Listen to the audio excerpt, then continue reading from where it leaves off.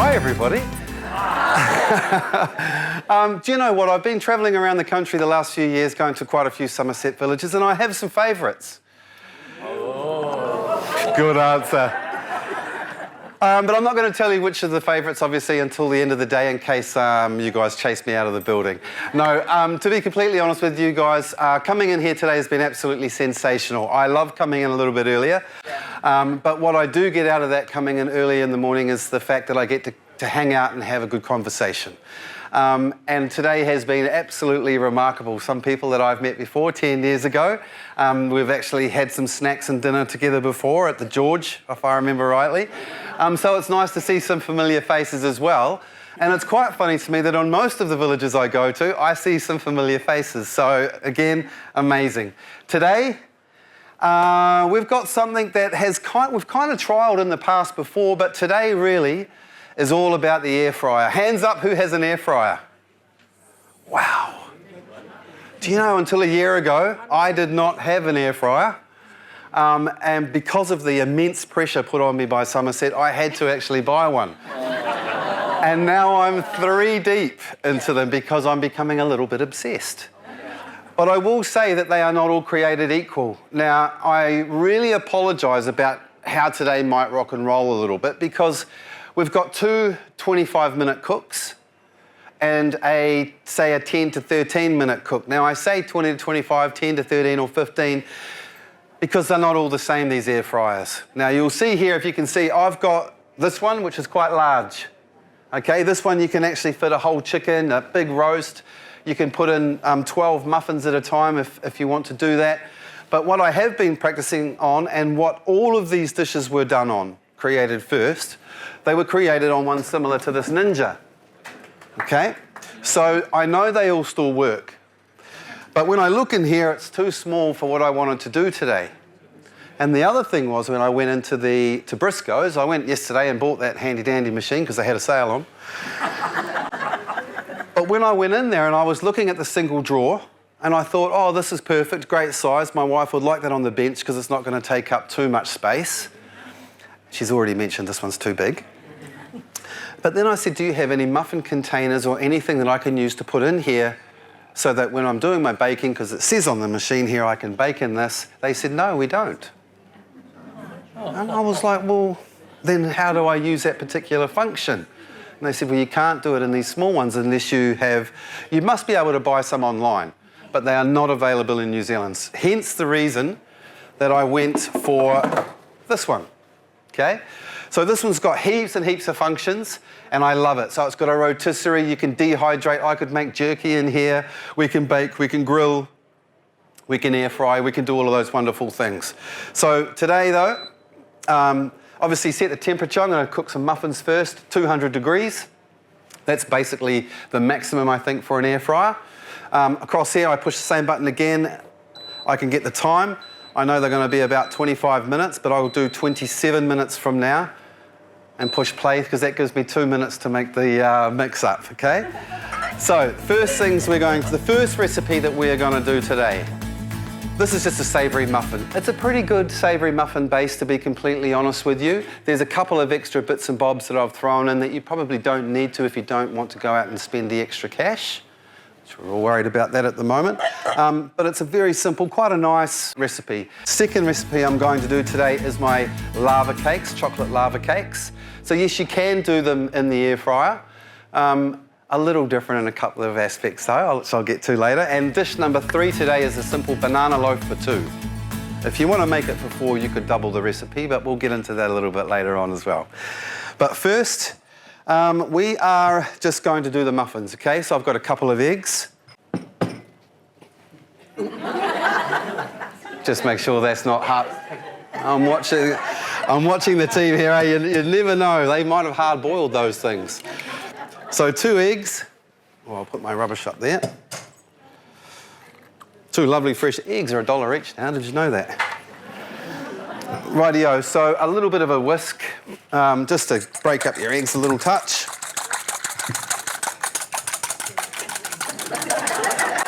See, you only do that kind of thing if you really know, right? That little tilt to the camera, and then of course, You bring it out like that. And then into there I've got some, a little bit of cottage cheese.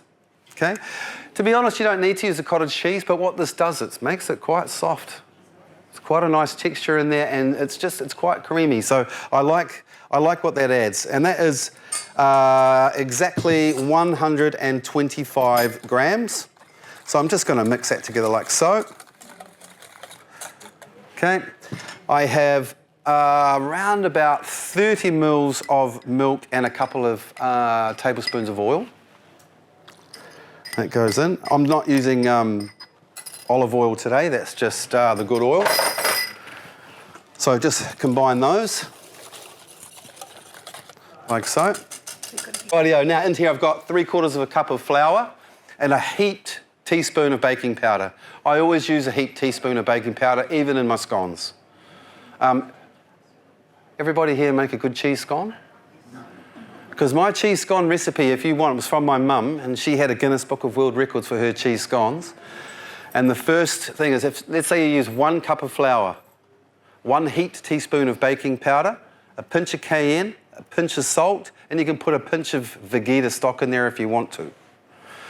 Make a well, you put a cup of cheese into there, okay, reserving some for the top, and then you put a little bit of milk until it just comes together, bringing it together with a knife.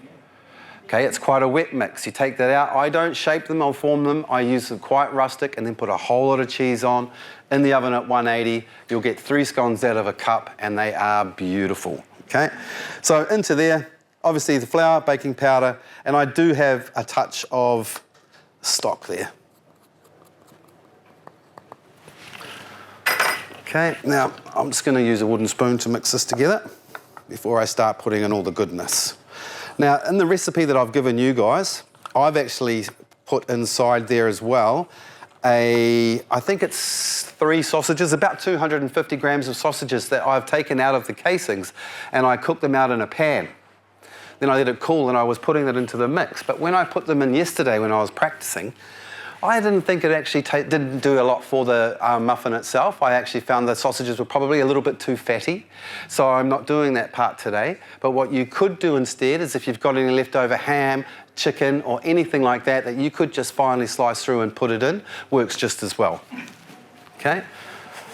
Right, you can see the mix there. It's actually quite a thick mix. Okay? So into here, I've just got a little bit of broccoli and some sliced up spinach. When I put that in yesterday, my son's like, "You're putting broccoli into it." I was like, "I sure am." I've got a little bit of spring onion there as well, which obviously is always delicious.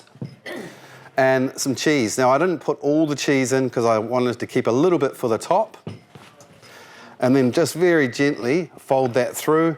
A little bit of salt and pepper will go a long way as well. Okay. And you can see there, nice and thick. I'm not going to overdo the mixing of the flour, and then there's your mix there, okay? Can you see that okay? So yesterday, like I said, the sausages worked pretty averagely, so I left those out, but we had the ham. The ham was awesome. Now I've got my prepared trays here. Now here is another hint. This was $30 for the silicone, for the moulds yesterday, all right? $30 each. You still have to put a little bit of butter or oil on them to stop them sticking. Yesterday I did them 2 ways. So the first way I did them was I just put the mix straight into here, and then for the other ones I put them into some muffin paper cases. I'm going to tell you right now, the best way to do it is without the case, because they definitely cooked a lot more evenly and they looked better when they were just in like so. So it was about 3/4 of the way up, I suppose, or something like that. You don't have to be too precious. And it should be 6, but I've probably put a little bit too much in one, but that doesn't matter. You get the idea. Now, I've also heard that your amazing kitchen is going to do a few samples. And I love that. So they're going to do samples, I think, of the savoury muffin and the loaf. There we go. Now I've got a special helper back here. You'll see this. Every house needs one.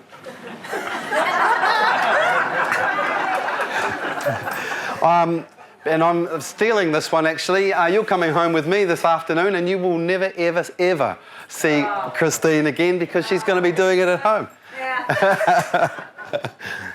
No, it's awesome to have you. Right, so on top of that then, I'm just going to put a little bit of cheese on each one, like so. As I said, we're set up at 200 degrees here. It's pretty hot. And the thing to remember that when you're doing anything like this, really, is the timings on the recipes you get are timings for this type of air fryer. So the timings changed when I used this. So 27 minutes. I know it's going to be 25, so I come down to 25, bring this over.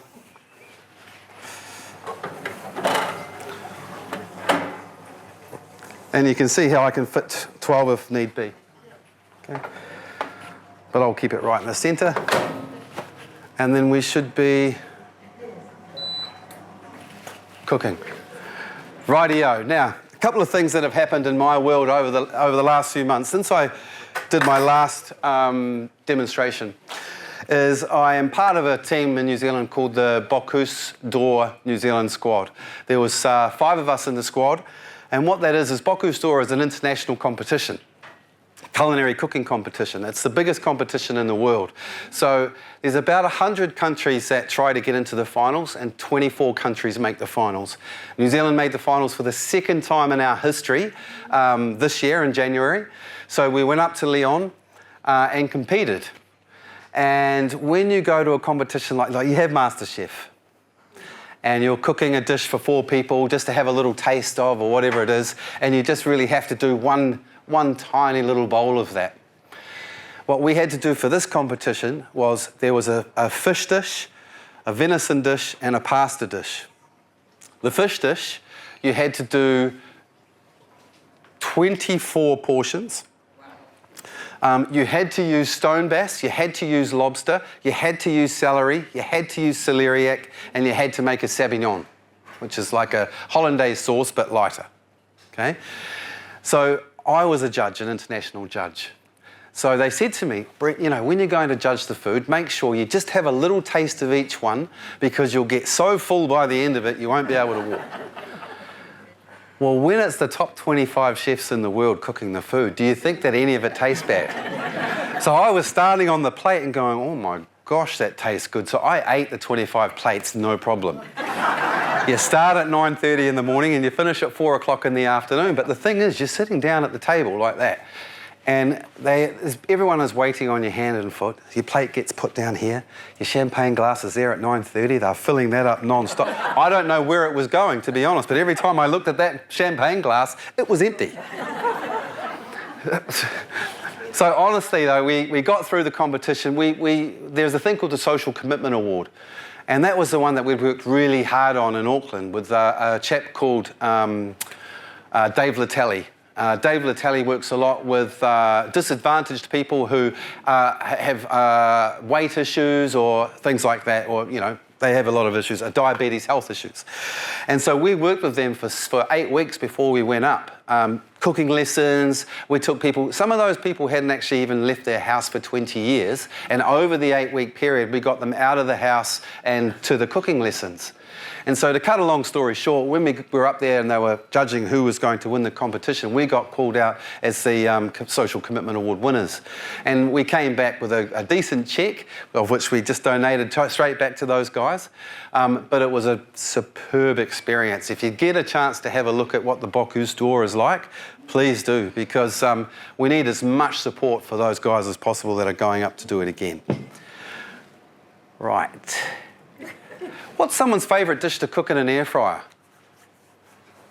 Who cooks? Come on, nobody's got a favourite dish. Who bakes in their air fryer? One person. What do you bake in your air fryer? I've done scones in mine quite satisfactorily. Mine has 2 shelves. Perfect. 3 shelves, actually. Yeah.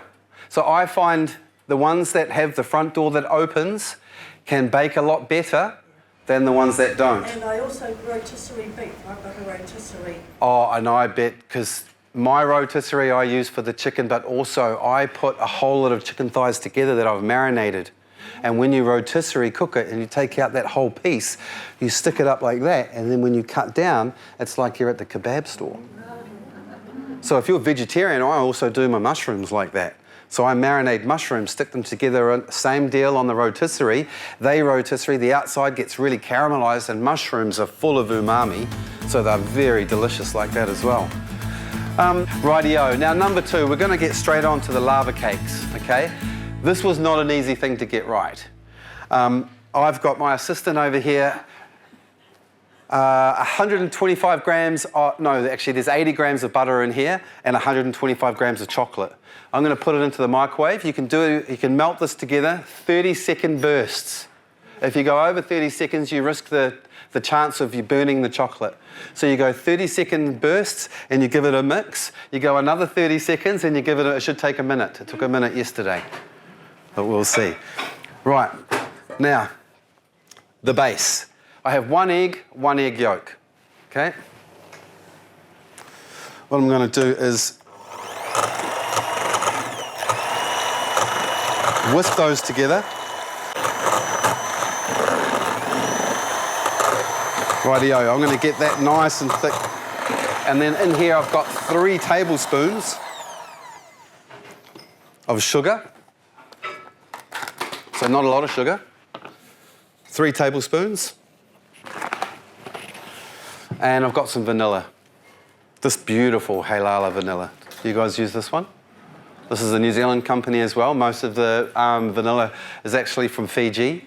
And when you go up to Fiji and have a look at the vanilla fields and you see them, it's like it comes out of an orchid, the vanilla pod. And when they're nice and fresh, they certainly don't look like the really tight, shriveled up ones that you buy in the supermarket. They can be like your finger, soft, and the smell is absolutely beautiful.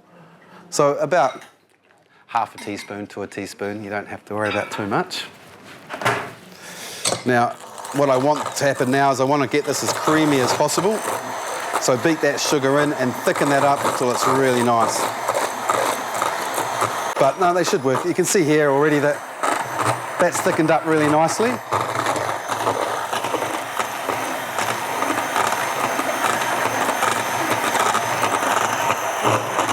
That's really nice. Okay, now into there. We've got this delicious looking mixture. Thank you so much. So what happens is because the butter and the chocolate, when you melt it down, you do have to give it a good whisk because they stay separated. And as soon as it's incorporated like that, I'm pretty happy. So you should let it cool down a bit, but you know, we won't have that much time today. So all of that can go in. And in fact, don't waste any. That wouldn't get wasted at home because I know that even though my son is 21 years old, I'm pretty sure his finger would still go in there.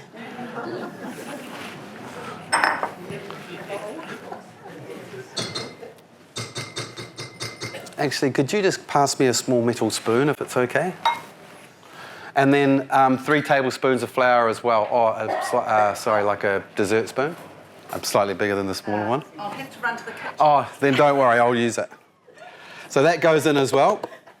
The reason I like to use a spoon though, or something like that, is because when you go to start mixing, over-mixing gluten in the flour, yes, sometimes it's good if you're making pasta, but if you're doing a muffin or if you're doing a cake like this, you don't want to over-mix everything, okay?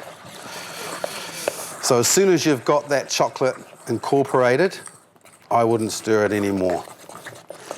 Can you see in there okay? So I tilt it a little bit. Rightio, that's got to be one of the most simplest things to make. Now, the hardest part of it is knowing when it's ready to cook. Couple of pitfalls yesterday. Pitfall number 1 is that they will always set across the top. You'll be able to bring it out and give it a wobble, right? So I did them like this. How do you think I could get 1 out to check? Impossible, right? It was really difficult. So hence this. Change the cooking time a lot though. So if you've got a smaller ramekin than this size, I would use smaller ones, okay? When you go to cook them, and I'll show you this as well, we've still got 15 minutes before I can even put them in. But what I'll, actually, maybe I will heat up the other one, eh? Shall I go for the other one? Shall we give it a whirl? Come on, I'll move it over, let's get 2 going. Can I please get you to plug that one in where this one is? I've never used a Ninja before, so let's see what happens, okay? Who's got a Ninja here? Anybody? Nobody? Okay. I actually, in all my investigating online, if you don't have one, Ninja's normally in the top 5 of all the machines. Okay, on, roast, air fry, bake, temp. I'm going to cook these on 180. Start, and I think the time was 15 minutes, so that's going to be, I'll go 16 minutes. And then I don't know how long it'll take to preheat, but we'll find out in a minute. I am going to go around about that much in there. I'll do a couple in here as well, and we'll see how they come out. Why not? It's really important to not go too high up though, eh? Just go about halfway, just so it can rise a little bit, but not go over the top. It's the last thing that you want. But if you're going to do them in a mould like this, you just really do have to make sure that that they are set before you try and take them out, because otherwise they'll just break. The other thing is you cannot be worried when you're doing a cake like this, even in an oven, is don't be worried about it being undercooked or opening the door, because you can simply, you can take that, thank you. Because especially what I found yesterday is I was opening and closing and opening, bringing them out, having a wobble, having a look, and it didn't make any difference to the final version.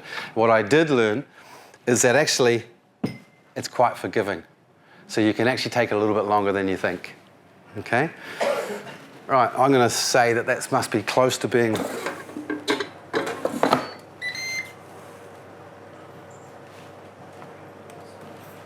15, start. Okay. Right, we'll try those ones in a bit. Right, what I'm going to serve that with, which you guys probably haven't seen, is a 3-ingredient ice cream. Okay. Who knows what this is?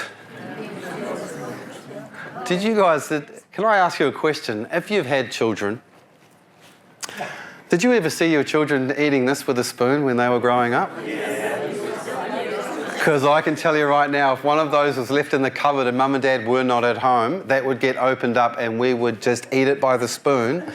Unbelievable. Okay, so really simple, okay? Usually half a tin, 600 mils, but it doesn't matter because we're not going to try it today. So half a tin. Okay. Your cream. It's going to get a bit eggy, but that doesn't matter. Your cream goes in. It's usually 600 mils, okay, but it won't matter today. Oh, I'm going to use them just like that. It's fine. And then a little bit of vanilla, which I've forgotten where it's gone. Oh, thank you. Someone stole it. And a little bit of vanilla. 3 ingredients. Okay. Now, into there, if you wanted to, you could have your frozen fruit, that kind of stuff that you could blitz up, and once it's almost frozen, you can fold it through to get a ripple. You can melt chocolate, caramel, salted caramel, whatever it is. Once it's done, you can put a swirl in it, okay? But all we do now...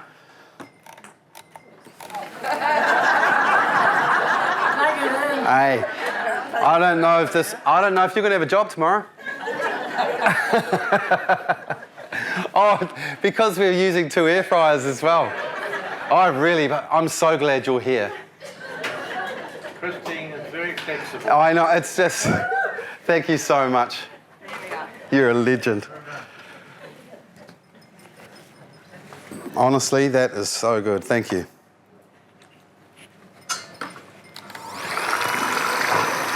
And now all I'm going to do is I'm going to whisk it till it's thick. It is honestly that easy. You put it into a dish that you can then put cling film over the top, and you press the cling film all the way over the top of the ice cream. Okay, then you put a lid on it, and if you do that, you won't get the ice crystals. Okay, and then once it's done, it's just a very, very simple ice cream to make. The first time I actually had this was when I moved on my OE to the UK. And I was living with someone, a Persian lady, And this is what they used to put cardamom in there as well. But that would be their ice cream. That's how they grew up on their ice cream. So yep, keep going until it's nice and thick. You can adjust your flavouring if you want to. If it's not sweet enough for you, you could add in an extra bit of sweetness. But I really, really enjoy doing the swirl, especially caramel.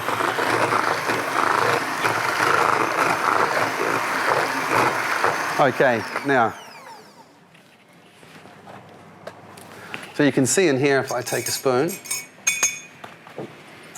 okay, it's still quite runny. You know French vanilla? You know French vanilla ice cream? I know everyone here would know French vanilla. It tastes like French vanilla ice cream. It's not overly sweet. In fact, sir, I know it's not frozen. Have a dunk in there and just let me know what you think of that.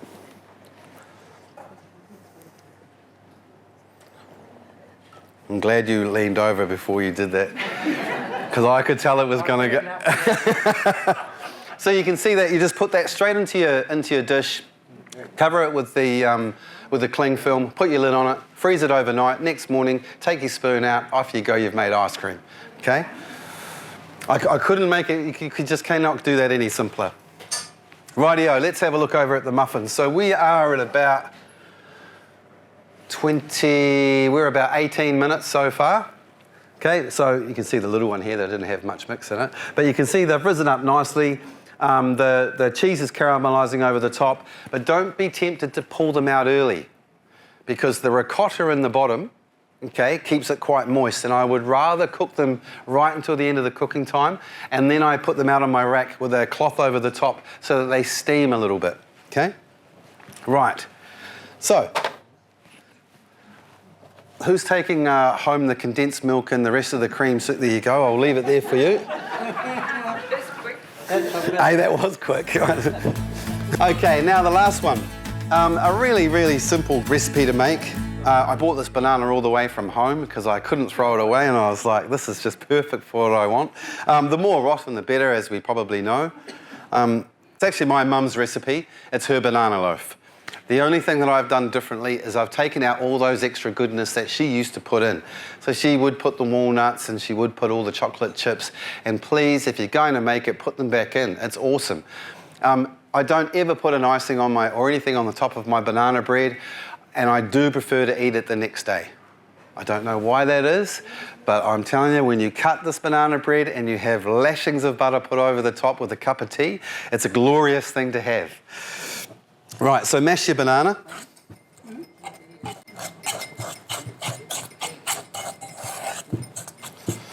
Now, you know, I think I must have answered way too many questions before we started today, because you guys have gone pretty quiet. Have you got no more questions? Yes? I've got one. That cooking competition, I couldn't catch the name of it, the B. Yep, Bocuse d'Or, it's called. So BOCUSE-D-OR. And it's been held every year. I think it's in nearly its 100th year. This year, France won. A young chef called Paul Macron. And funnily enough, his father won it 25 years ago. And it was a lot of pressure on that young chef from the whole country, from all of France. Okay, guys, right. 3 minutes to go. I was about to grab that with my hand.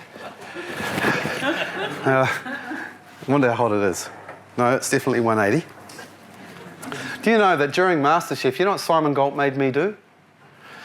We were doing soufflés out at a restaurant called, I want to say Brachia? Something like that, out in Pukekohe. And so I was doing the soufflés. And so I had 6 soufflés in the oven, cooking them at 180 degrees. And I went to get them out. Simon Galt goes to me, what are you doing? I said, I'm just going to get these soufflés out before they overcook. He goes, what do you need the tea towel for? I said, because they're hot. He goes, harden up, mate. You don't need a tea towel. And I was like, really? So I went out and I went to the bathroom, and they had the old cotton Band-Aids. So I just put cotton Band-Aids around all my fingers and went back out without showing anyone, and I went to go in to grab it, and he saw them. Oh. He goes, what's on your fingers? I said, I just put some things on there. He goes, take those off. So I took them off. Sure enough, he makes me take them out. The first one I took out like this. I can probably do it. The first one I took out like this. But the second, third, fourth, fifth, and sixth were so hot that I could hardly touch them, but blistered my fingers. Thank you, Simon.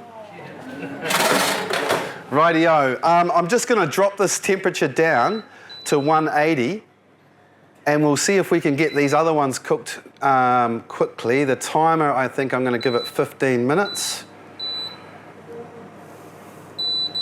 Hopefully that's not going to overdo it, and then I will go play. Open that up.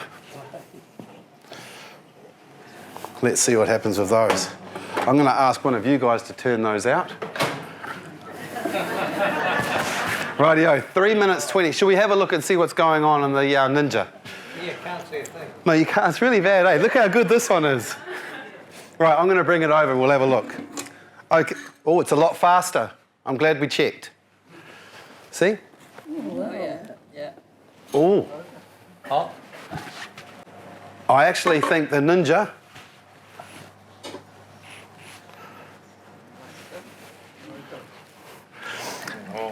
I can tell, right, already that, yes, this one is set on the top. I could never put, this would never come out right now.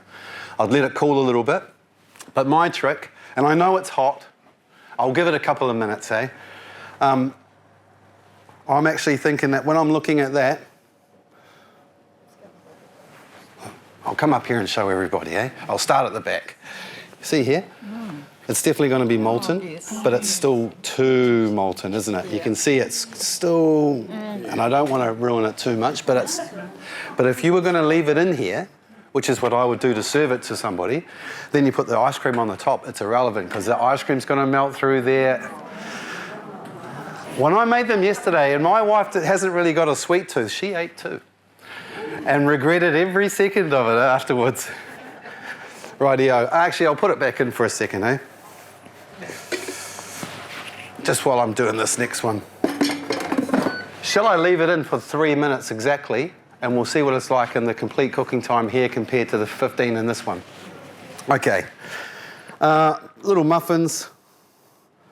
There you go. They come out, they're quite hot. But there you go, they come up looking really good. These little moulds are great, aren't they? Look at that. Okay, so there's my muffins. I always like it when you start to get a little bit of food out. Okay, banana's gone. Add in my egg. We've pretty heavy chooks down here. Yes. Rightio, that goes in. Mix those two things together like so.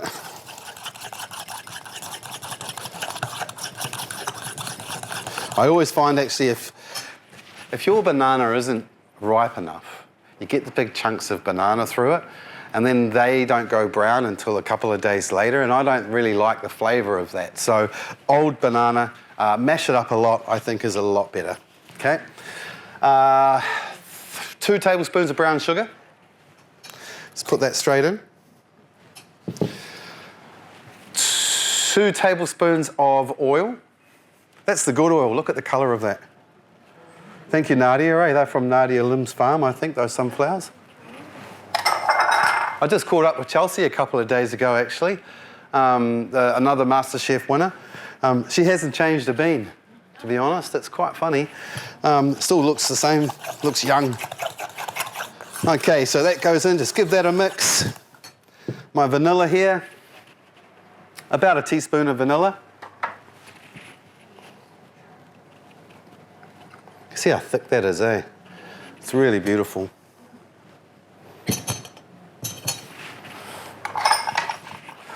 I have a 1/4 cup of milk. Usually, you'd heat that milk, wouldn't you? And you'd put your baking soda in there, mix that together and do that. You don't have to do that for this recipe. Okay, just mix that up together. And in here, I have the baking soda, a pinch of cinnamon, and 3/4 cup of flour. Okay? Super, super easy.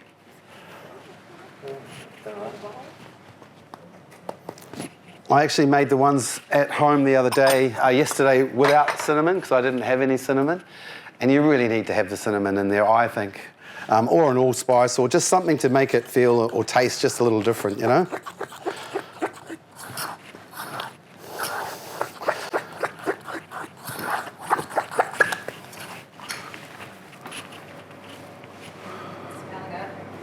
Can I have the ice cream, please?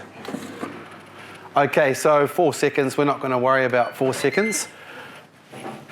I think it looks a little over. I like being honest.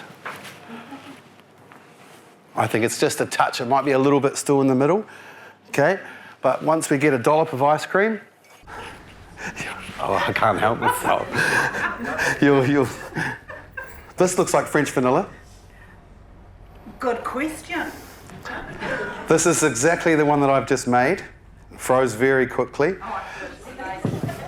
What I like to do, actually, if you get a nice hot spoon, if you get a nice warm spoon, and you can make a nice quenelle out of it, right? And it's really nice on the top. But just put a dump, put your spoon in, go like this. I think it's probably not so molten in the centre, but the next ones will be. Hey, you know, people don't go to this side very often. Excuse me, this is a little warm. Would you like to try? Oh, that's So if I give you the whole tea towel, you're okay? great. There you go. A moment on the a moment on the lips, but no calories. Now the other ones in here, they're just starting to warm up. I can see that they're starting to get that little top on them. Well, we'll come over. Let's come over. Making a mess of it. Oh yes, it's still looking a little in there. How about the food? Is it good? It's lovely. I actually thought it was going to overcook. So that was 15 minutes exactly at 180 degrees, and it is beautiful in the centre. So we'll do the same for this. I'll get this back on, and I'm going to go bake 160 time 20. I'll go 24, and I'm going to start. And I'm going to cook these in there as well, okay? How awesome is that chocolate dessert you're eating? It's very awesome. It's very awesome. Thank you very much. That's my pleasure. 'Cause I'm going to have this one. But look, just so that everybody knows, what I love about this is that you get, if I'm going to take a piece from the outside, we can see how cakey that is. But let's just say we wanted to dig right into the middle, then you can see that even in the middle there, it's still nice. So 15-minute cook time. In the normal oven, it actually takes less. Okay? I think maybe the size of the ramekin would make a difference, but usually we don't cook them for very long at all. Putting the butter on the side of the ramekin, you can put sugar on the inside as well, or even a touch of flour, so that when you go to take it out, it comes out really, really easily. Okay? In the bottom of this one though, which I left a little bit of paper in the bottom so that it wouldn't stick, because I didn't do that yesterday, and that was one of the problems. Okay. 6 minutes to go. Let's have a look at these. See, they are still a little wobbly. So I'm going to let them go for the next 6 minutes. Right, banana cake is done. It's all mixed up. Divide that mixture between two. Don't have to be... Actually, yes, you do have to be a little bit precious, because now that I'm thinking about it, what happened the other day is we were rushing, or I was, and when I put the mix in, I didn't smooth off the top. And so one end was higher than the other, okay? And so I didn't like that when it came out. So I would suggest that once you've got your mix into your tray, that you actually just give it a little bit of a prod like so. And then they at least look about the same size, okay? Right, 21 time, I'm going to go 25. That comes out. Hopefully they're both going to fit. No. Only one. See, that's the problem, huh? Right, we'll do one in here, and in 5 minutes I'll put the other one in. Rightio, so dish one that we did today was the beautiful savoury muffins.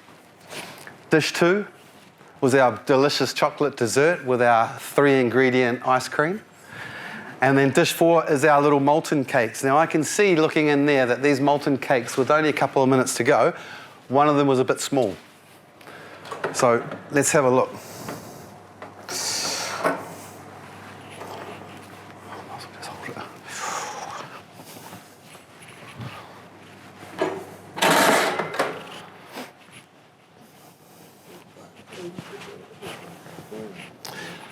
Always let them cool for a couple of minutes before you start playing around. Now I can see here, if you want to have a good close look, this one's going to be pretty good to get out. These ones are going to be still a little bit soft, okay? But if we leave them here, let them cool a little bit, we'll put a knife around, we'll try and get one out perfectly, put a little bit more ice cream on, someone else can have a try, okay? Right, 23 minutes to go. Last cake goes in. 180 time. They're quite simple to use, aren't they?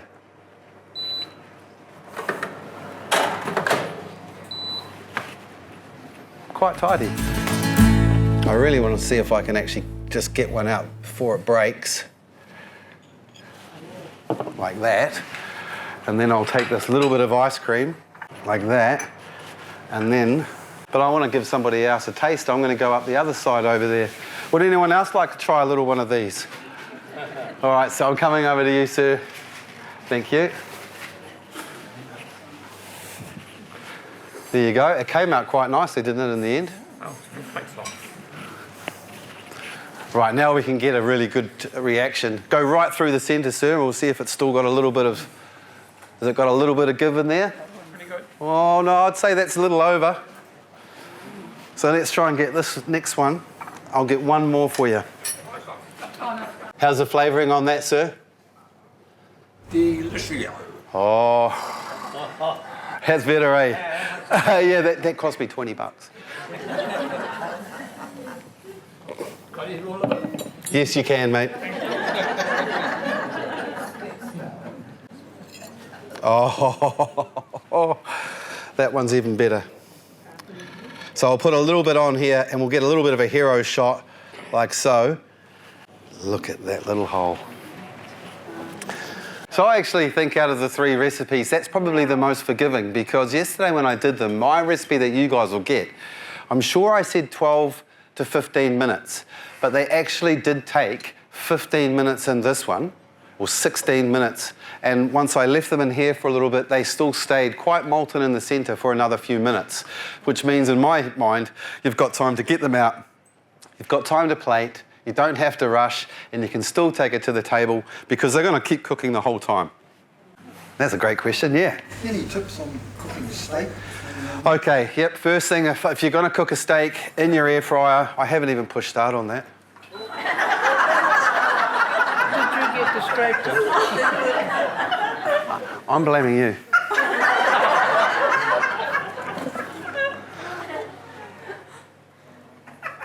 The same things happened in this air fryer as what happened in mine. So this is why, I'm going to pull this out and show you. I love this. This is why I went and got that one. Don't laugh. This is painful. This isn't, I haven't done this for joke purposes either.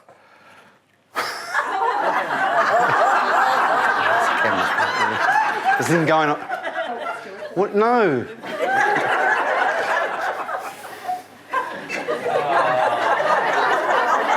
And I'm telling you, look, I was real mean to my wife about this. I was like, why didn't you smooth off the top and make it all nice and smooth? And now look what's happened. So, these air fryers, right? I know why this is what's caused this, is because in those air fryers, the air's like this. And so this is at one end. Say this might have not been quite in the centre of that air fryer.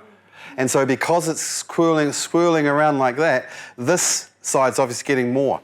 But look at that. That didn't even take 25 minutes in there. Unusual shape.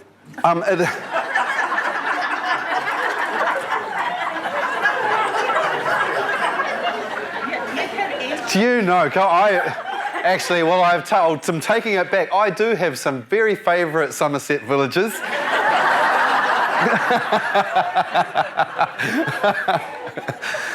I'm going to actually just do a little bit of trimming on this cake. There you go. If you put it upside down, no one will ever know. So I take it back. In these small air fryers, I think there's an issue with the way the air rotates on the inside, causing your cakes to somewhat come out disformed. Now, I've done that on purpose to show you how the good ones work, and this one's coming out so nice and even, okay? So it must be, that's got to be the reason. I can't think of anything else. So to put it pretty plainly, guys, I wouldn't really do a lot of baking in these ones, but they would be good for your French fries and your that true air frying stuff. If you want to do other things, you're dehydrating, if you want to make jerky, if you want to cook a steak, I would do something like this. Yes, you can cook a steak in the air fryer. The best thing in the air fryer is a chop, okay? A pork chop. The pork chop, when you put a pork chop in, if you've got quite a thick pork chop, 200 degrees, it's up on high, okay? You take the you take the skin off. You take the skin off your chop. You make sure there's not a lot of fat on the skin. You put the skin in with the chop next to it. By the time it's both cooked, you've got crackle.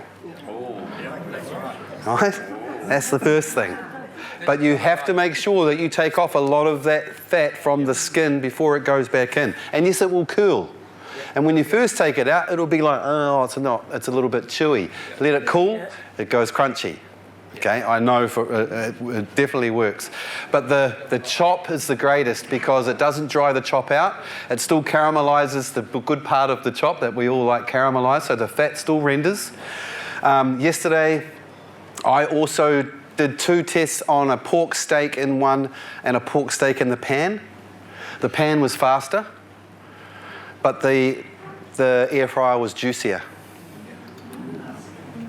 Can I just say thank you guys very much, awesome questions, and what a great way to kick off the year. Wigram, in fact, I used to just live across here as well, so it's nice to be back in my local neighbourhood. But thank you guys very, very much for coming, and hopefully I get to come back and do it again sometime. Yeah.